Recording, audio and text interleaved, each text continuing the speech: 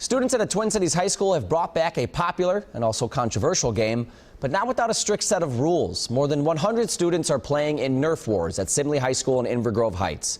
It's the first time they've organized the game since 2015, when two students at a South Metro school died in a car crash while they were playing it. I sat down with the students who are trying to make sure that does not happen again. For the first time in almost 4 years, Simley High School students are arming themselves with plastic guns and foam darts, all in the name of fun. Overall, it's been a really fun game.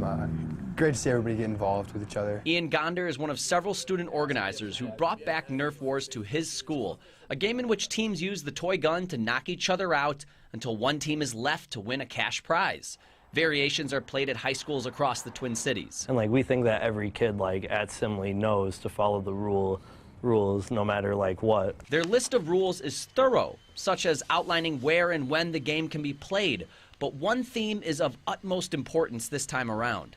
Safety, just especially with that whole incident in 2015. That was when 17-year-old Jake Flynn and 18-year-old Johnny Price, then students at Lakeville High School, died when the car they were riding in crashed as they were playing Nerf wars. In 2016, New Hope students got in an accident while playing the game. It happened again in 2018 in Waconia. Those incidents prompted this group to draft strict rules related to driving. Just especially no shooting out of the car, no shooting into the car. You always have to be on foot. Teams will also be disqualified if police pull them over for breaking laws like speeding or running stop signs.